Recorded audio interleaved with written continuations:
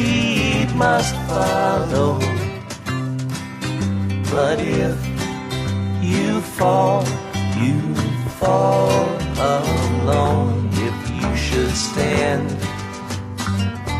then who's to guide you? If I knew the way, I would take you home. La da da da, la da da da. Let's start with the fact that I'm a lifelong Iowan. I grew up in Waterloo, went to West Waterloo. Waterloo was a great town to grow up in. We also had a great class. My high school graduating class, we were good academically, we were good athletically, we were a fun group. I was a typical high school boy. I was involved in athletics, primarily swimming. I also played tennis on the team, although not at the level that I swam.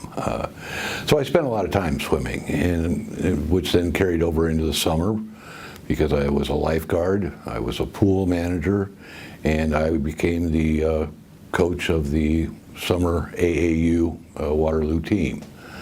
And that was a lot of my time growing up, was at a pool in one form or another. I think I always knew that I was going to be a lawyer. My father was a lawyer. I was, I wouldn't say argumentative, but I would like to argue and win arguments. And I think I always thought I was going to be a lawyer, and that was going to be my goal, and that was my plan. I started out at Luther. Again, one of the reasons is because it was a D3 school.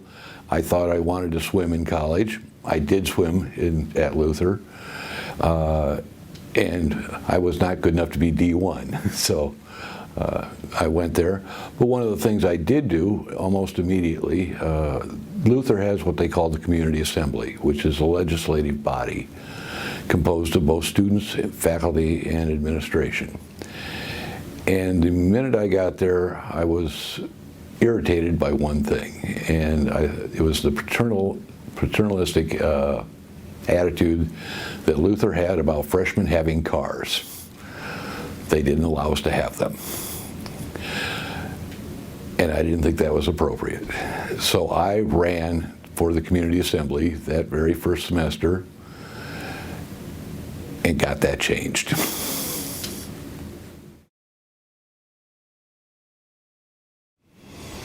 Because that's how you become a lawyer. I went to law school because that's how you become a lawyer. And I had always intended to go to law school. I designed my undergrad curriculum based on that. I knew I needed a certain basic understanding, for example, of accounting, so I took that. I was a sociology major, which I knew would entail to get out of sociology, particularly in the honors program, that I was going to have to write a thesis. I was going to do a lot of writing, and I thought I would understand institutions better. And as a result of that became my major. And my topics that I chose often were involving like juvenile justice and labeling theory and some other things, all of which to some extent informed where I ended up.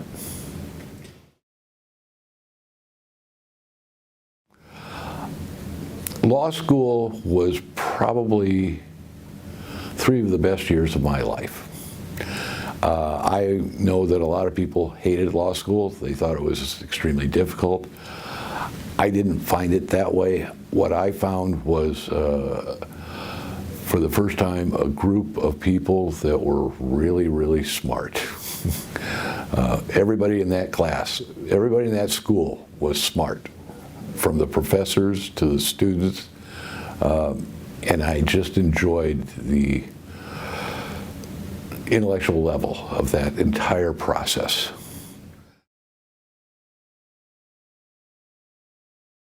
One of the most significant things that I did in law school was clerking. My father went to the University of Iowa Law School, and he clerked when he was in law school.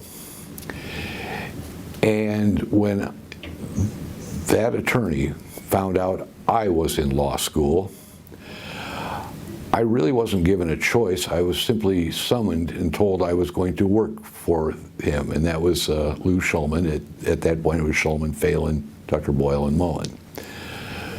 And that was in November of my first year, which is much earlier than the law school would have preferred. But I enjoyed clerking because the clerking gave me context for what I was learning in law school.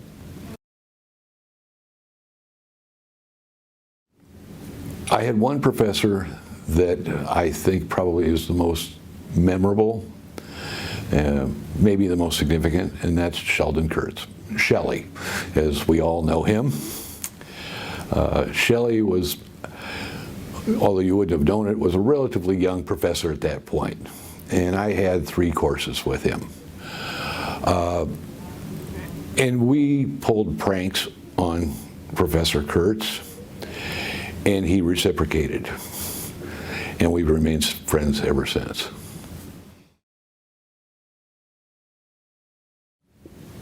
When I was in my 3rd year of law school, obviously I'm looking for a job. I thought I was going to go back to Waterloo and practice with my father, but for unforeseen reasons, that was not going to happen. But I was looking to stay in Iowa. I was looking for a small to mid-sized firm. The summer before my 3rd year, I did clerk at a relatively large firm up in Minneapolis, and I determined that that was not what I wanted to do. I was also looking for a town that I thought was pleasant. I had a number of criteria, and White, Wenzel, and Pearsall here in Cedar Rapids became what appeared to me a pretty good choice. It was going to allow me to practice in the area that I wanted. It was about the right size firm, and it was a nice town.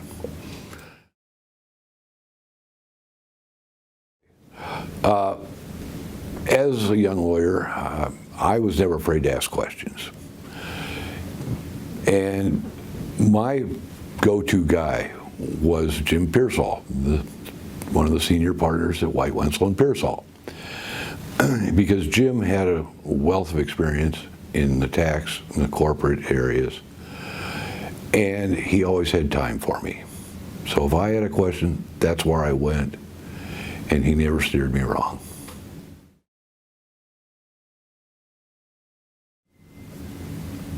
I was involved in various activities as a young lawyer, but one of probably the most unusual but fruitful one was, back then the Lynn County Bar Association had a softball team. And it was made up of young lawyers and judges. And once a week we'd go out and play ball, and then usually stop and have a beer or two afterwards. The women lawyers, on a number of years, were our coaches. And you got to know the people really well, and on an informal level. And I thought that was one of the greatest things ever.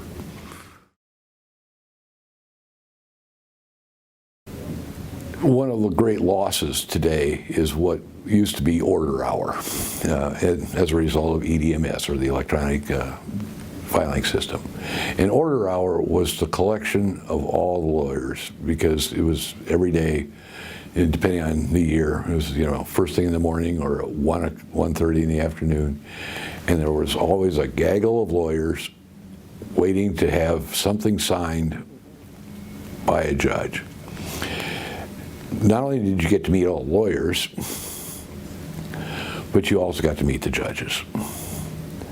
And when I would go, I was always comfortable sitting and talking to a judge. If I had an order and there was nobody else waiting, the judge was really just, we'd sit there and talk for 15, 20 minutes. And I talked with lots of judges. I mean, I was friends with a lot of the judges. I was comfortable. I wasn't like, I want to get my order in and get out of there. I would talk to them. I'd talk to them about the practice of law. I would talk about, how do I do this or that. I was never afraid to ask a question. And I think it helped me immensely over my career.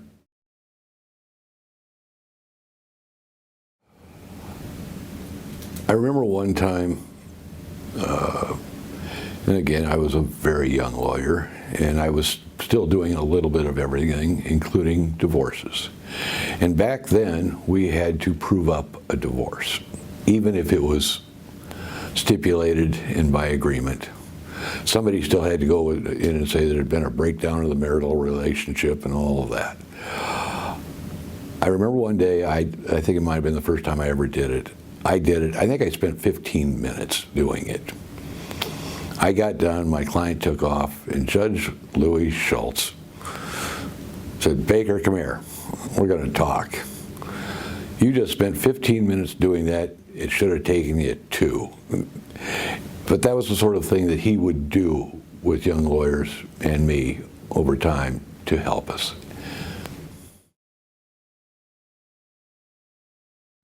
As I said, I came out of law school thinking I was going to be a corporate tax probate lawyer, and I was. But things changed. One of the things that changed was I switched firms and went to the Eldrickson firm. And that was during the time of the farm crisis. And I ended up with John Deere as a client during that period of time.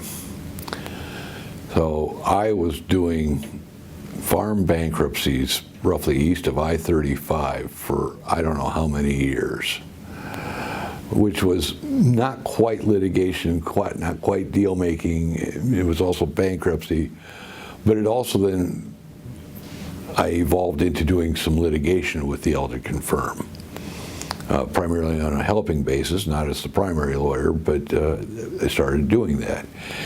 And gradually my practice evolved more away from the corporate and tax, and in the bankruptcy as it died down, finally, thank gosh, and more into a litigation practice.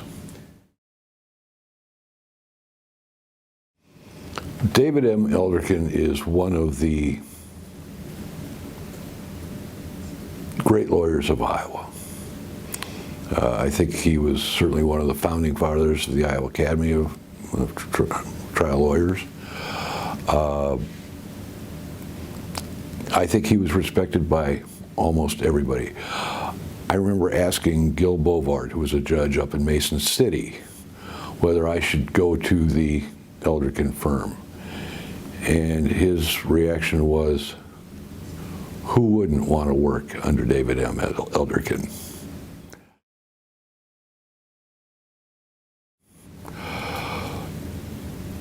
I met John Riccolo probably the first day of practice at White, Wenzel, and Pearsall. Now, they had a very nice building. It had been recently built, but there were 2 offices down in the basement. Not the basement, the lower level, because it was actually the ground level. And John was in one of those, and I got the other. And we got to know each other very well. We spent, because we were down there by ourselves, we talked a lot. I went with John and Jim Pearsall and Dick Wenzel, and when we started our own firm, at Wenzel, Pearsall, Riccolo, and Baker. And then, of course, I went off to Eldrickson for a while. But John and I kept in contact.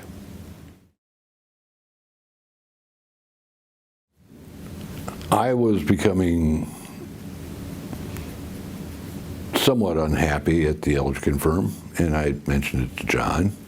And I knew John that was in the process of separating from Jim Pearsall and Dick Wenzel simply because his practice was so different. But John and I knew that John could not do this by himself. John is an excellent trial lawyer, but John is not the guy to do the research and writing part of the practice. As I think John said at my investiture as a district court judge, he needed a lawyer. So I became John's lawyer, and it was a perfect fit. Because John would go off and try the cases, I would do the research, the writing, the appeals. And I would primarily argue those things in front of the judges, because that was my forte.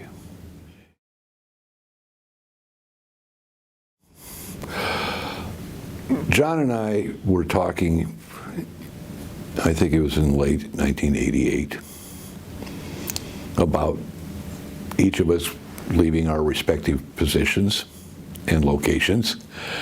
And we began in 1989, I think January 1. And we found our space here in the Ground Transportation Center, and this firm has been here ever since. And we just went to work. We did, I describe it as almost exclusively. It probably was exclusively because nobody can remember where we were over on the other side. We were on the plaintiff's side. I mean, whether it was a car accident, a workman's compensation, a professional negligence case, I can't remember a time when we were on anything other than on the plaintiff's side, and that's what we did.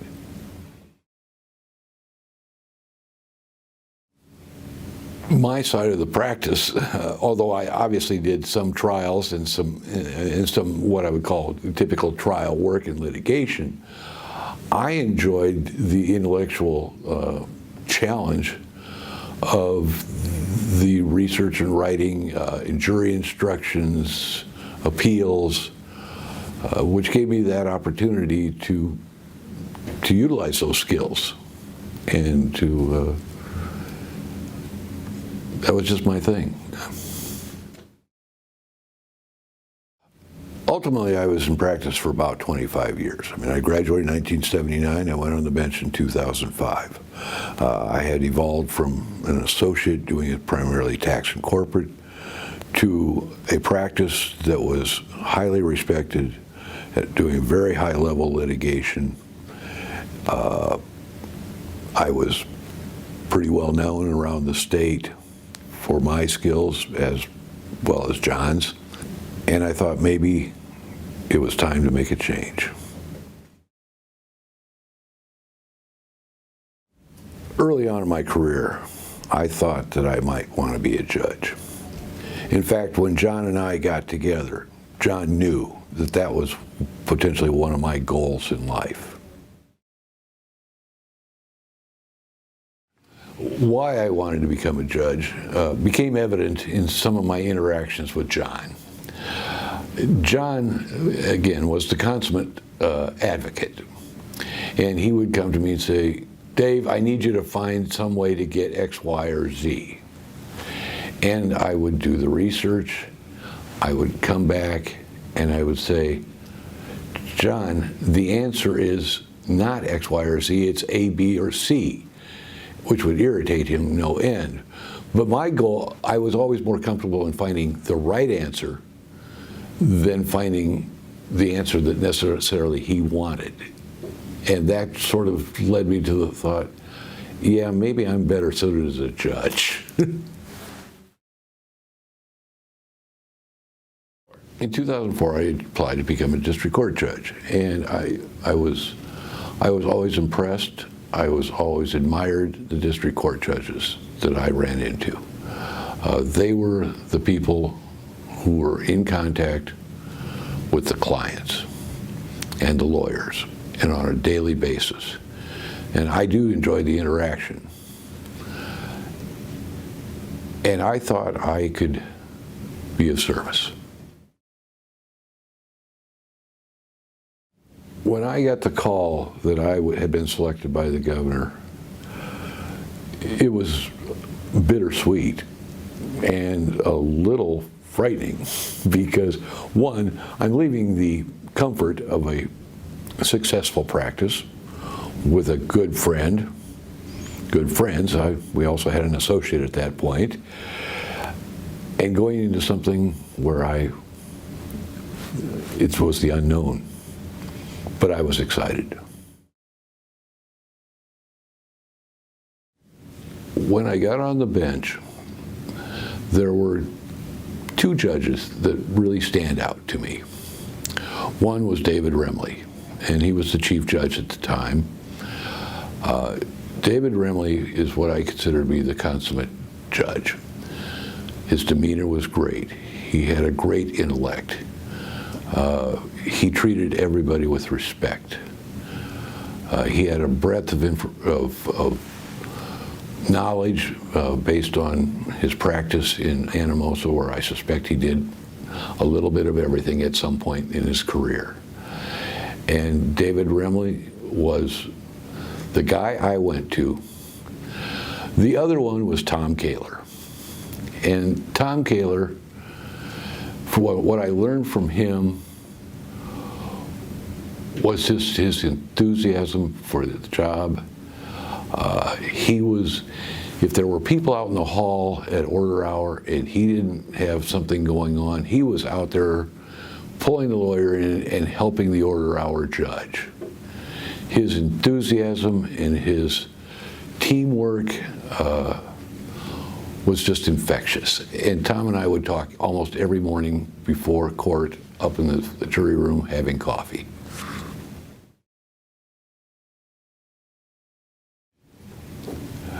Despite the heavy workload, one of the things that was always in my mind was that although a given case may sound like 10 others that I've seen in the last 2 months, to the participants, this was the most important thing in their life. And even though I may know the answer going in, I had to know, they had to believe that I listened to them, that I understood their position, even if they didn't win.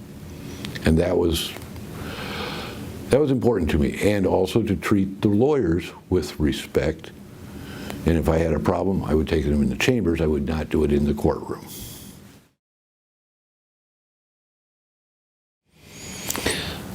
I had a certain philosophy about the role of the various judges. As a district court judge, my sole focus is on the case in front of me. I have, in the typical case, 2 parties, and I have to, or a jury has to, but I have to assist the jury. We have to resolve that dispute. The Court of Appeals is an error correction court. And because of that, again, the focus is on those 2 parties and how to resolve that particular case. We are not a precedent-setting court. In fact, most of our opinions are not published. They are citable, but they are not precedent in the same way that a Supreme Court case is.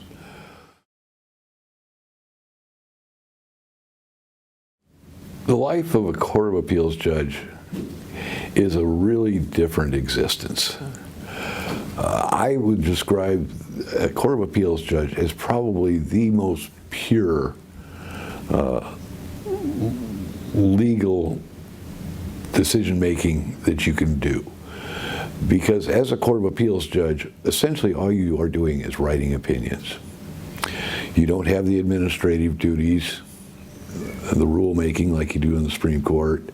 You don't have a lot of the ceremonial duties like you do at the Supreme Court. You don't have, you basically, at the time I was there, and I think it's probably a little more now, unfortunately, I was writing 10 opinions a month. And we would spend 3 days down in Des Moines and we'd argue them and meet, but the rest of the time I was on my own. I mean, it was a very isolating process.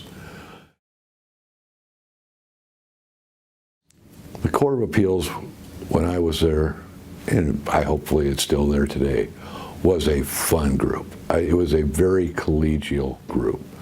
So the only time we really got together was argument week for the 3 days. And it was like old home week. And of course, one night we would have dinner all together. We played golf together occasionally. It was a great group. At the Court of Appeals, I also had mentors, again, two. They were Van Zimmer and John Miller. Now, Van Zimmer spoke when I was sworn in as a district court judge, and we'd been friends for quite a while. And of course, at that investiture, he was pretty excited because he said, I now get to reverse Baker as a district court judge. And when I got on the Court of Appeals, he was pretty relentless in making sure I learned how to do things right. And of course, I came to him and asked also. John Miller, who is one of the most studious people I've ever known, always referred to me as Junior because he wanted to let me know what my place was. But again, he was always a great resource. I could pick up the phone, he'd be down in Burlington, he'd be in his office, and he'd be there to help.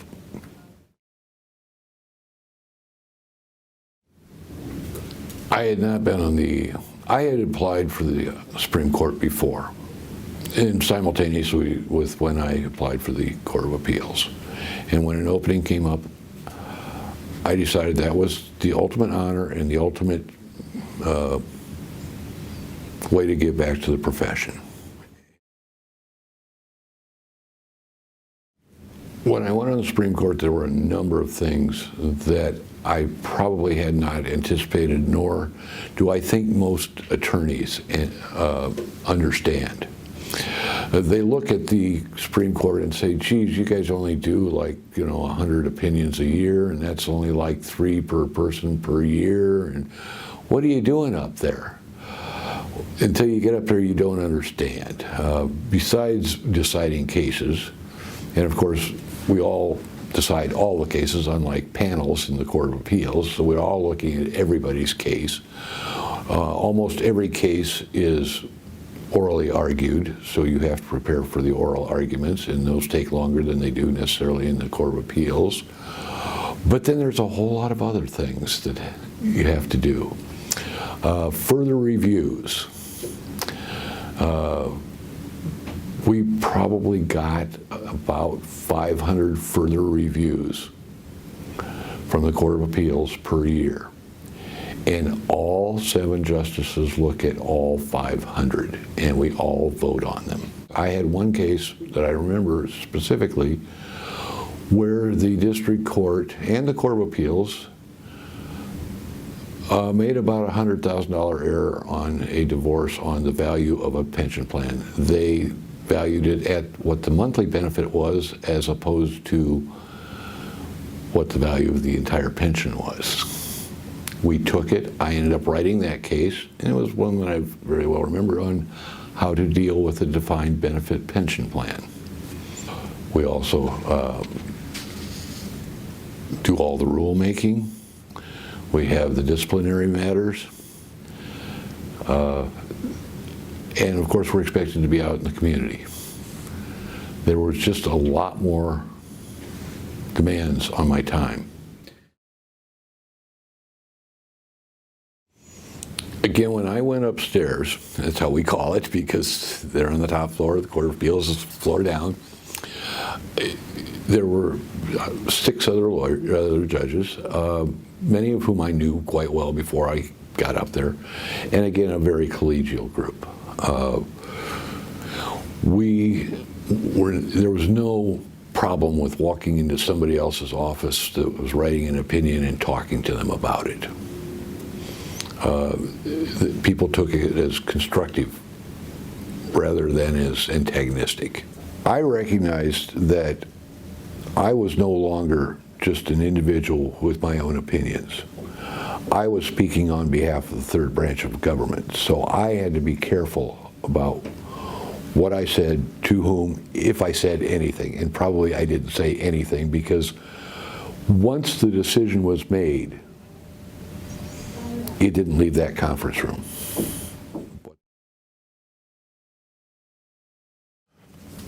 One of the more interesting days, or the more interesting days, are the days that we have oral arguments. And what happens is, we're all prepared, we're all ready, we go out and hear the oral arguments, but then we come back into the conference room. And that's where the fun begins, really. Although, we may enjoy kind of harassing lawyers, but the fun really begins in the conference room. And what has happened is somebody has been selected for each case to at least take the lead. They may not ultimately write it, but more often than not they do. Let's say it was my case. I would give my analysis and I would give my disposition. And while I'm talking, nobody else can talk. And then we went around counterclockwise. And we all have assigned seats. In fact, I sat in Justice Larson's seat, Bruce Zager sat in my seat, and you don't move. So the person to my right then gets to speak. Unfortunately, in my situation, it was David Wiggins, and always told me why I was where I was in error. But then he could speak, and nobody can speak during his period. And it goes around the room, and then we vote. The collective intelligence, the collective thinking happens in that conference room, primarily. And that's the great thing about an appellate court, is that you get the collective wisdom. One stands out. It's not a far-reaching case or anything else, but it's just illustrative of the process and why it works. And it had to do with a name change. So not an earth-shaking case. And it was my case, and I gave my analysis, and everybody went around the room. Then there wasn't a lot of discussion. It was just like, yeah, we agree. Done. And I went back and I did some more work, and I came up with the opinion that my initial analysis was dead wrong. And I circulated the opinion with the new analysis, and everybody goes, yep, we were wrong, all the way around, and everybody agreed. But that's the joy of this thing. The other one that's memorable to me is Royal Indemnity, which involved trying to explain the restatement of third torts, which had been recently adopted in parts by the Iowa Supreme Court. And there wasn't much case law throughout the country on it, and I think that took me literally 4 months to figure out. Of course, we have to talk about Varnum. And Varnum was the same-sex marriage case.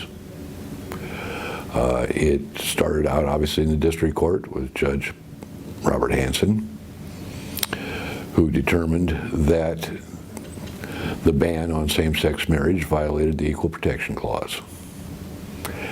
It came to us. We obviously did not defer that one to the Court of Appeals and kept it. At the time that the court had accepted it, I was not on the Supreme Court, although of course I knew it was out there, and I knew it was out there at the time I was appointed.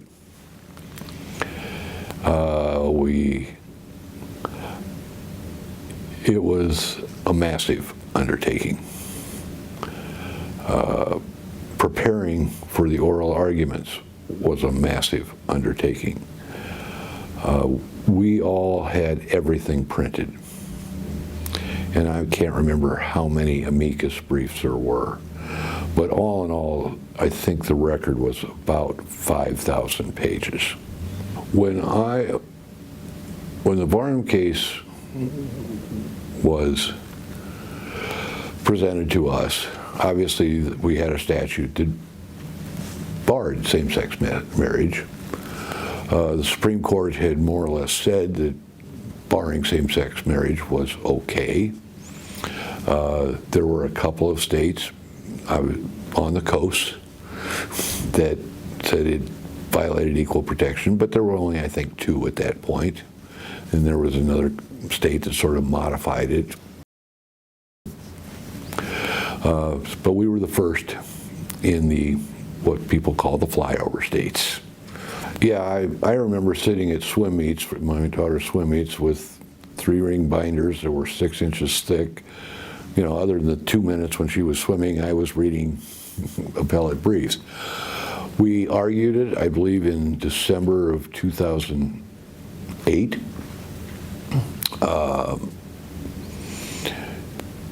I think we had allocated more time than we normally would. And even then, I think we kept the state up there for maybe an hour longer than what had been allocated to him. I don't think he was very happy with that idea. But we grilled everybody, and everybody was extremely well prepared. And typically, we don't talk about the state secrets as what happened, but this is pretty much public knowledge.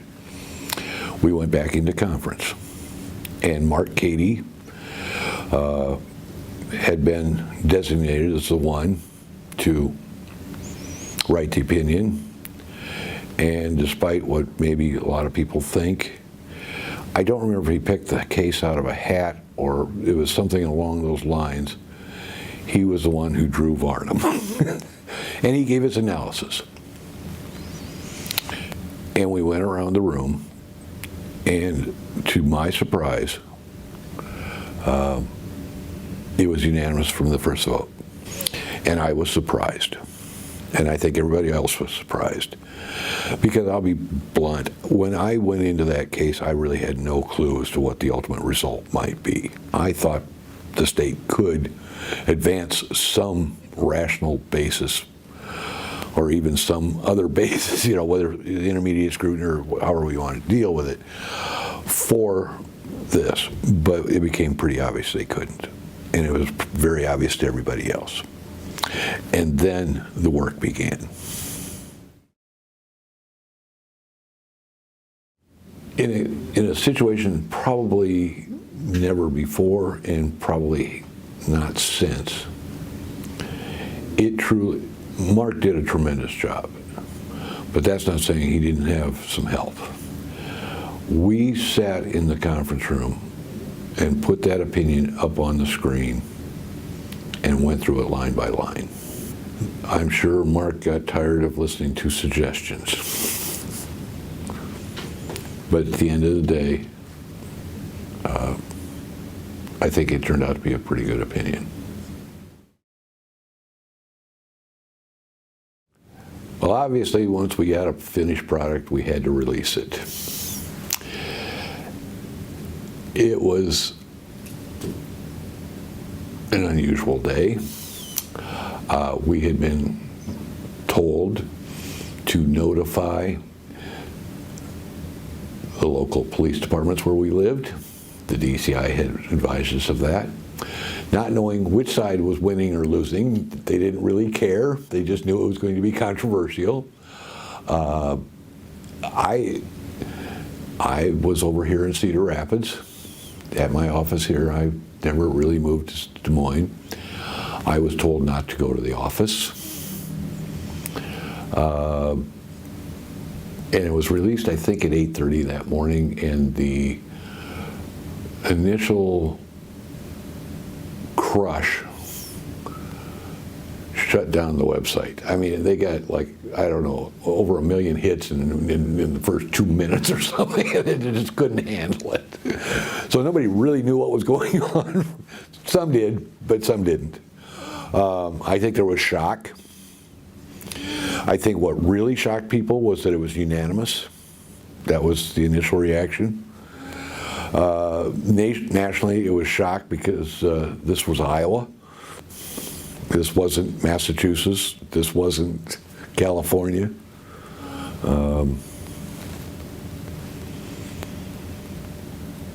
But life went on. I knew from the moment that Varnum was going to hit the Supreme Court that it was going to be controversial. I knew that when I applied to become a Supreme Court justice. I knew it when it was argued. I knew it when it was decided. I also knew as we were deciding that case that I knew from the minute the vote was taken to, I guess, legalize same-sex marriage, that there were going to be some people coming after us in 2010. I'm not naive. None of us were.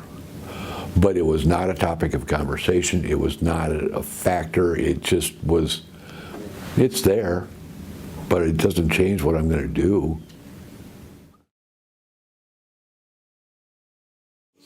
We knew that the 2010 retention election was going to be different than anything previously. Up to that time, up to the point where we had changed, which was I think in 1962 to 2010, only 4 judges had not been retained, and frankly they had earned it for various reasons. But none of them based on decisions or for political reasons. They were based on their behavior. We knew that there was going to be opposition. We didn't know the extent, nor how organized, nor anything else. But we knew it was going to be out there.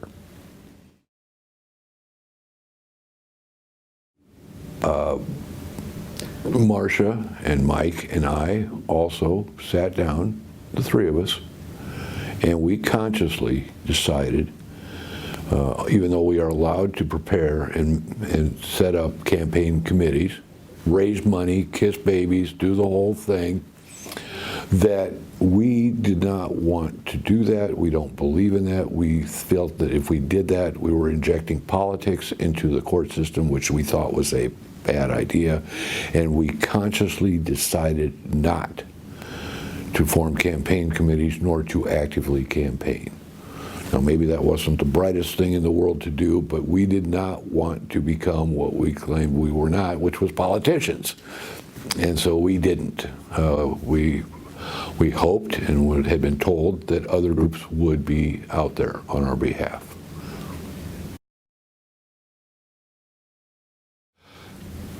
We knew that there was going to be opposition, but what we found out late in the summer, that there was an organized campaign, and it was well funded.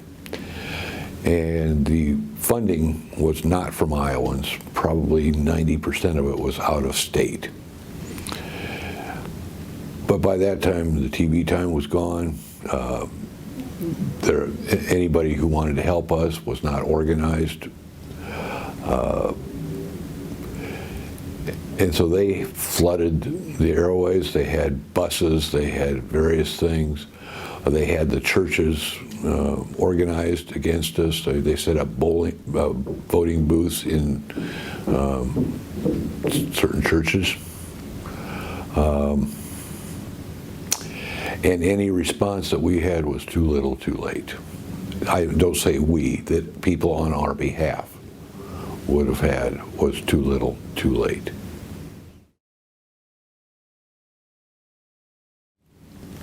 On election day, the polls had pretty much told us that we were not in good shape. So I wasn't terribly surprised. I did not stay up and wait for the final results. I got up the next morning. I saw the final results. And I decided I was not going to go to work that day. I was not in shock, but beyond disappointed.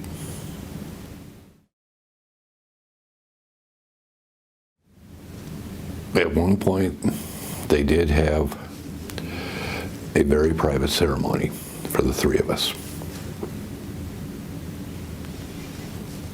It was not a joyful occasion, like most retirements are. Probably a healthy thing to do, but boy, it was painful.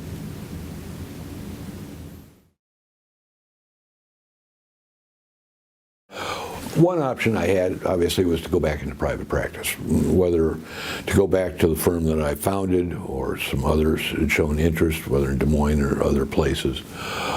But given my years on the bench, albeit not maybe that long, but had changed me, and I was not sure that I wanted to return to the role of an advocate. It was probably never my forte. And furthermore, I thought it would be very uncomfortable to argue cases in front of judges involving cases that I may have written or was involved in. But the other thing that was growing, and I saw a niche, was mediation. And I thought that fit with my personality and my quest to find the right answer as opposed to being the advocate. And I also thought I had used mediation while I was in practice, and in fact there were times when I was a judge that I mediated cases as opposed to deciding them. And I thought it made a tremendous amount of sense for the right case. Very slowly at the beginning. But it grew pretty quickly. One of the first things that I heard through the grapevine was that Baker was a plaintiff's attorney, so insurance companies didn't want to use me. That changed relatively quickly because they figured out because I was a plaintiff's attorney, I might actually have some credibility with the plaintiff's attorneys. I also, because of my background in corporate, tax, probate, bankruptcy, I had a fair number of areas is that I could create some benefit in a number of areas rather than just in a simple car accident case. And so I tend to get involved in some pretty messy ones.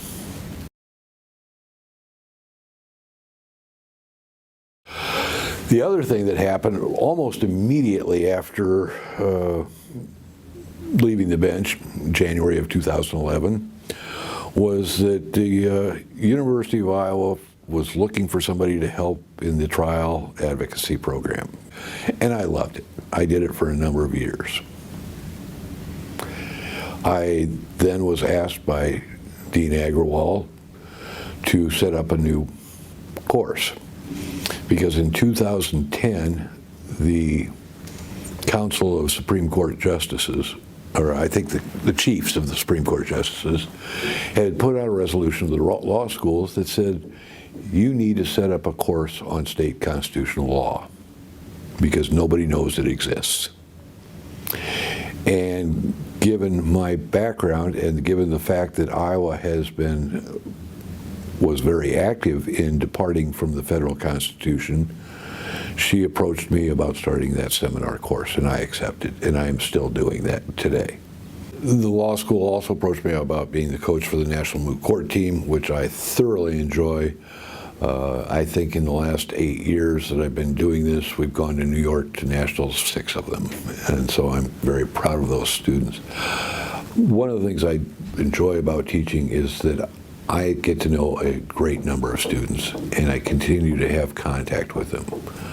And for example, one of my prior students, I've continued to mentor since law school. The one time that I have appeared in court was at her first jury trial. That's my one and only. But I still talk to those students. They call me for advice. I talk to young lawyers all the time about any number of subjects. One of the things that did occur after the retention election and our ouster was that the 3 of us became, I guess, to some extent, what I call a celebrity martyr. And because we were there, we experienced it, and we were asked to speak at a number of places around the country to various groups, all 3 of us, to talk about our experiences, to what went wrong, as to whether this was a perfect storm or is this a climate change, and we did. One day I got a call from the John F. Kennedy Library from a staffer, and she said, we're going to do a study on judicial independence. Would you be available to speak to one of our researchers? Sure, because I talk to people all the time about this. You available Monday, 10:30? Sure, I'll put it on my calendar. Monday, 10:30, right on the dot. I get a phone call. Good morning, this is Carolyn Kennedy. And then was told that we had been awarded the Profiles in the Courage Award for 2012, which was quite a surprise, to say the least, and quite an honor. I then had to go look up the Profiles in the Courage Award and look at the prior recipients, and like Nelson Mandela and subsequently like Obama, and I mean, I didn't realize the type of person who received this award, and did not see myself in that group, and I was but honored, obviously.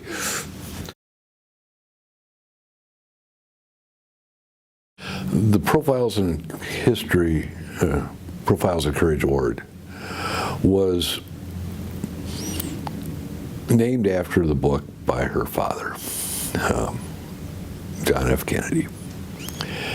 And what it is designed to do is to honor people who have taken a stand that might be against their interest but is the right thing to do. The ceremony itself, or the awarding, happens in Boston.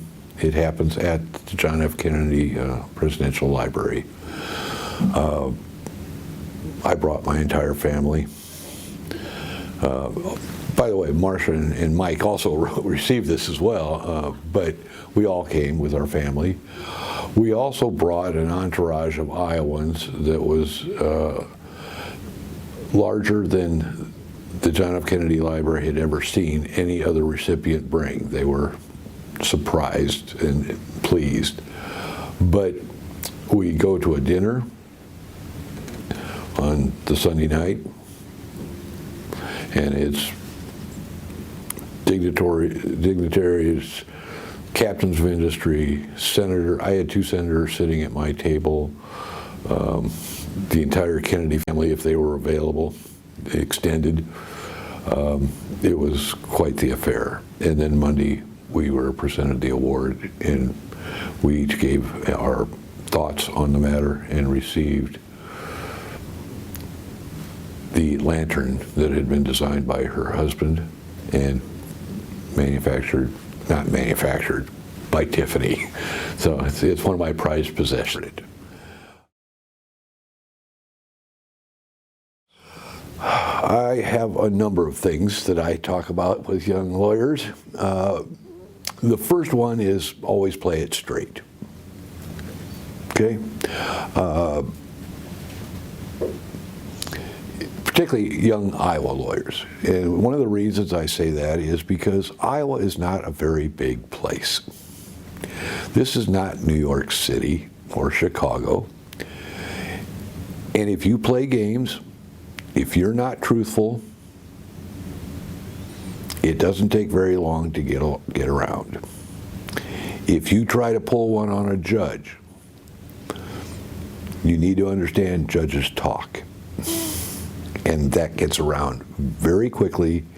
And once your reputation is lost, it's very, very difficult to get it back. It takes a long time. Another thing that I talk about with young lawyers, because I see this, is that a lot of the practice of law is about relationships. It's relationships with your clients. It's relationships with the opposing counsel. It's relationships with judges. Foster them. And finally, and this is something that I just guess comes with age, remember as an attorney that you have 2 roles. You wear two hats. One is as an advocate, and as an advocate, you say nothing but good stuff about your client and nothing but bad stuff about the other side. But that's only half your job. Because if the client only hears the advocate side, they believe that. The other role that you have is that of a counselor, which means you have to explain when I'm being an advocate isn't everything. You've got to tell your client the truth, which means you've got to tell the clients the good and the bad. Otherwise, your client cannot make a good decision on what to do.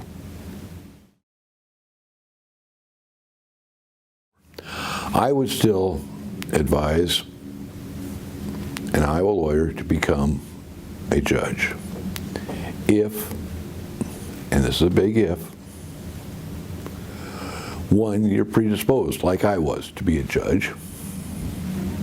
Because I think there are certain people who make good judges and those who don't. But the other big if is if you have to go into it with your eyes wide open. You have to understand that you are probably understaffed. You have to understand that you are probably not being paid what you're worth. And you have to understand that there's a lot of work. But if you understand, because otherwise you're going to be unhappy. But if you understand all that, and if that is your makeup as it was mine, then absolutely become a judge. If I'm remembered for nothing else, I would like to be remembered for the fact that I was fair, that I listened to people, and that I was approachable. I don't worry about my decisions as much.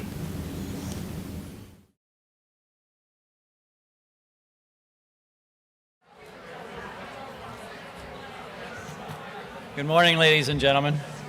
I'm Tom McNaught, Executive Director of the John F. Kennedy Library Foundation, and on behalf of Caroline Kennedy and our entire Board of Directors, it is my great pleasure to welcome you to the 2012 John F. Kennedy Profile and Courage Award ceremony.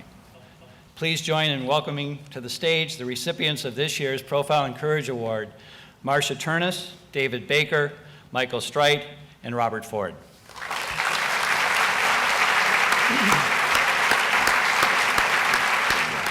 And my final task is to introduce the guiding light of the award committee and of this institution. What can I say about Caroline Kennedy? What I can say is that those people who say when they get a call from Caroline Kennedy that they say, Caroline Kennedy's calling? My God, this is just awesome. And they get a little bit scared. She is every bit as awesome as her reputation. She's also a lot more fun. She is a delight. She is the guiding light here. She is the one that makes this such a special, special place. So it's with my great honor to introduce our leader, Caroline Kennedy.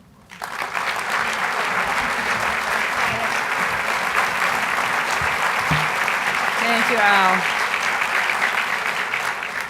Thank you for not discussing baseball. Thank you. Good morning, everyone. This is a special day for the Kennedy Library, and I want to thank all of you for coming to share it with us, especially half the state of Iowa. It's wonderful to have all of you here to support our honorees and honor the memory of my father. All my life, people have told me that President Kennedy changed their lives.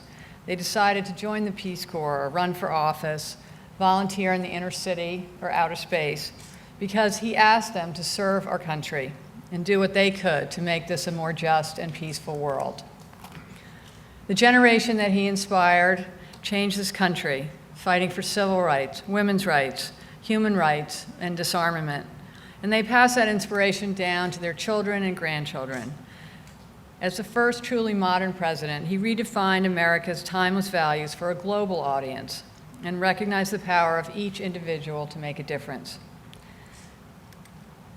As we mark the 50th anniversary of his presidency, his time is becoming part of history rather than living memory, that his words, his example, and his spirit remain as vital as ever.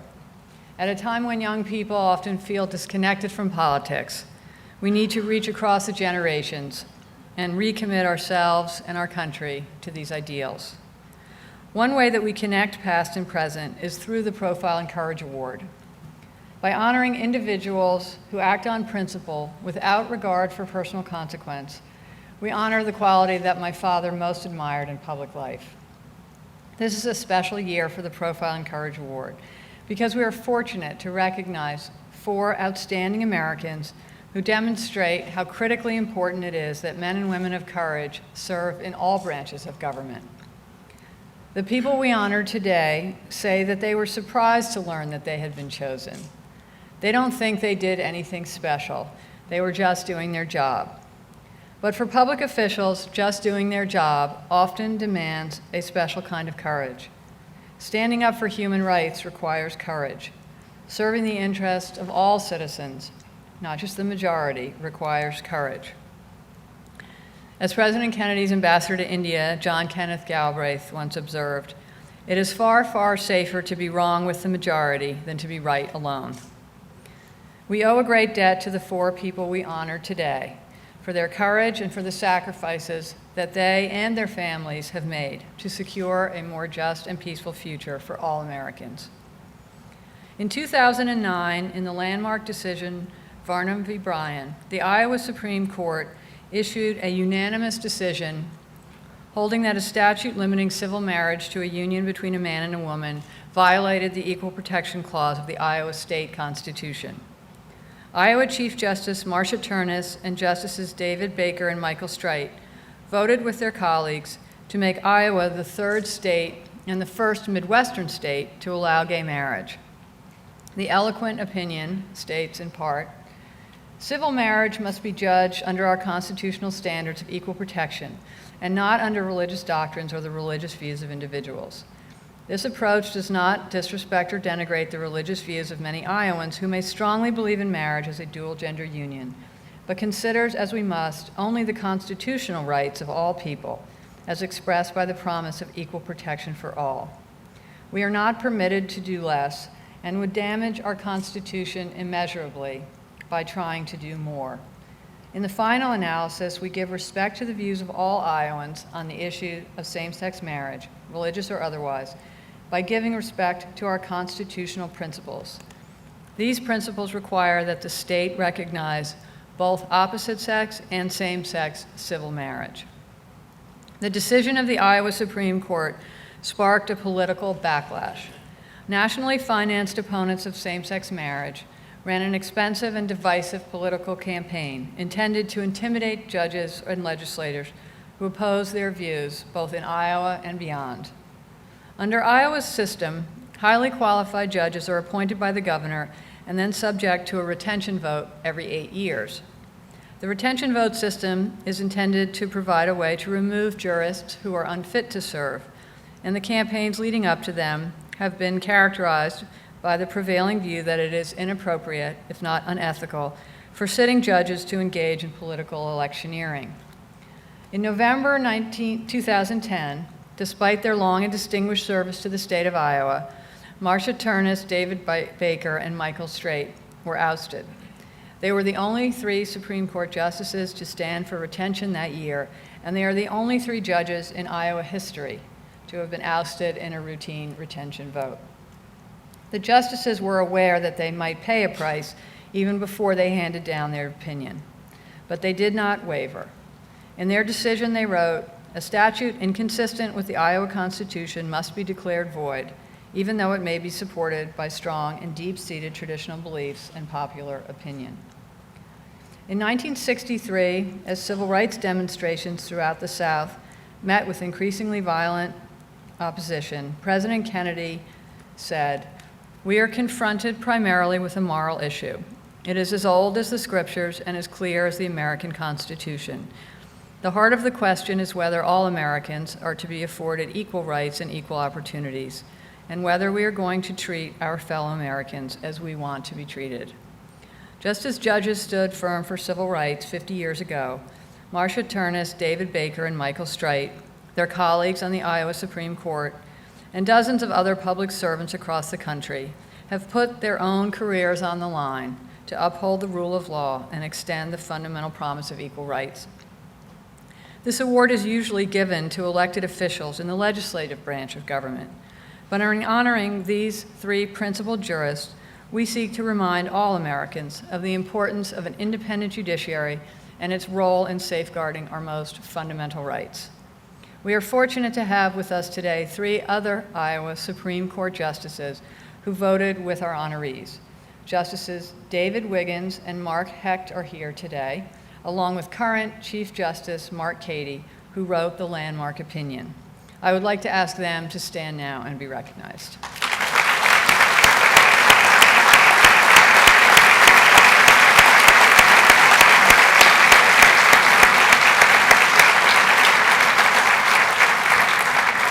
And now I would like to ask David Baker, former Iowa Supreme Court Justice, to come forward and accept the 2012 Profile and Courage Award.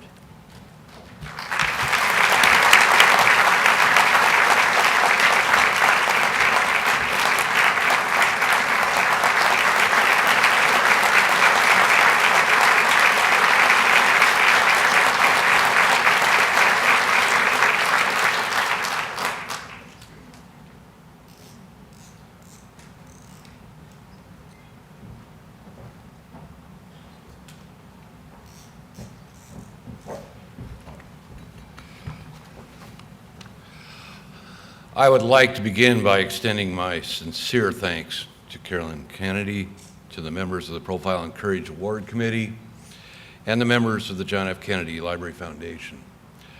I also want to thank my family and friends. I have a lot of them here. A lot of Iowa came today.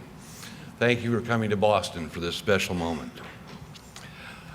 This morning I'd like to talk about Lady Justice. Portraying justice as a female figure dates back to the depictions of Themis and Justitia in ancient mythology. Themis, known for her right clear-sightedness, was the Greek goddess of justice. In Roman mythology, Justitia was the goddess of justice in that area. But since the 15th century, Lady Justice has been depicted as blindfolded. This was designed to show that she was objective. She also held scales to depict impartiality. We made three choices that are relevant here, and I want to discuss how they relate to Lady Justice. The first was to become judges. The second, our decisions and our votes in the Varnum decision. And third, our decisions in the 2010 election. Three of my proudest days were when I was sworn in as a judge in the state of Iowa. Like the symbols of Lady Justice, each of us took an oath wherein we swore that without fear, favor, affection, or hope of reward, we would administer justice equally to all. We also swore to uphold the constitutions of the United States and the state of Iowa. I tried to live up to that oath and do not regret my choice to become a judge, and I suspect neither do my fellow justices. Second, I want to discuss our votes in the decision.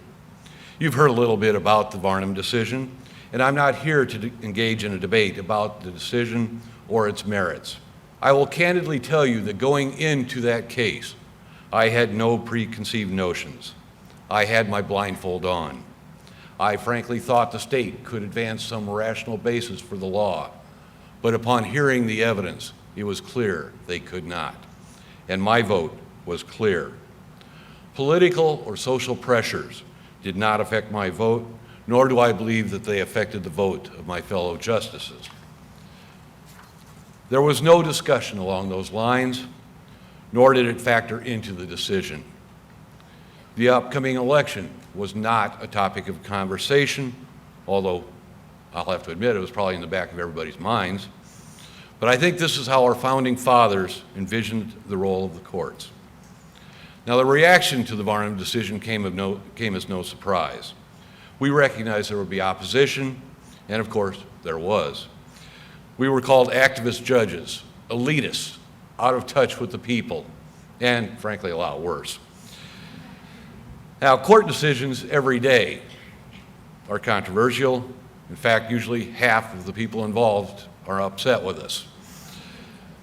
But without the power of the courts to declare acts of the legislature contrary to the Constitution, Alexander Hamilton said, "The rights and privileges reserved to the people would amount to nothing." In addition, Hamilton recognized that an independent judiciary was necessary to guard the rights of the individuals from the will of the majority. I had a couple of judges tell me from other states where they elect judges that candidly they believed our decision was right, but they could never vote that way because they would never win an election. That does not comport with the oath I took. I am comfortable with my vote on that case, and even had I known what was going to unfold, I would not have changed my vote. We fulfilled our roles as judges. Finally, we also had a choice to make in 2010 when we were faced with opposition. We recognized that the opposition would surface. We were not naive. It did not sneak up on us. We were permitted under our rules to form campaign committees. But the three of us up for retention made a deliberate decision. We discussed it, that we would not form campaign committees. Our founding fathers chose wisely not to have judges in a political position. Had we chosen to form campaign committees and actively campaigned, we would have tacitly admitted that we were what we claimed not to be, politicians. We felt that we had to lead by example. We could have gone to attorneys or insurance companies or businesses to raise money, but we strongly believed that the people of Iowa did not want us raising money and being in that position. We were not going to endorse such a system for Iowa. No one appearing before a judge wants to have the feeling that the other side contributed to their campaign, and they did not. We fully understood that this course of action may not have been the smartest politically, but it was one that we believed in and stuck with, even though it may have cost us our jobs. The Founding Fathers recognized the critical importance of the independent judiciary, but many today do not want an independent judiciary. They want to take the blindfold off of Lady Justice and tip the scales of justice. They seek to have courts bend to political pressures. Why else were their contributions of almost $40 million in 2009 and 2010 in state judicial elections? Was this money spent to ensure a fair judiciary, or was it meant to curry favor and intimidate judges? Why would out-of-state organizations spend $1 million in Iowa, which in Iowa is a lot of money? The campaign against us was not limited to us, but it was meant to intimidate judges and legislatures across the nation. That's why the outside money was there. They wanted to take the blindfold off and have every judge looking over their shoulder. The blindfold represents the notion that this fear should not exist. Lady Justice represents the ideal of a fair and impartial court, one that is blind to outside forces trying to influence or intimidate courts, one that balances the interests of all. We cannot stand by and pretend that this was a perfect storm in Iowa or that it was just a local weather pattern. We must recognize that there is a climate change out there. It is a national issue. Remember Lady Justice and what she stands for. Thank you.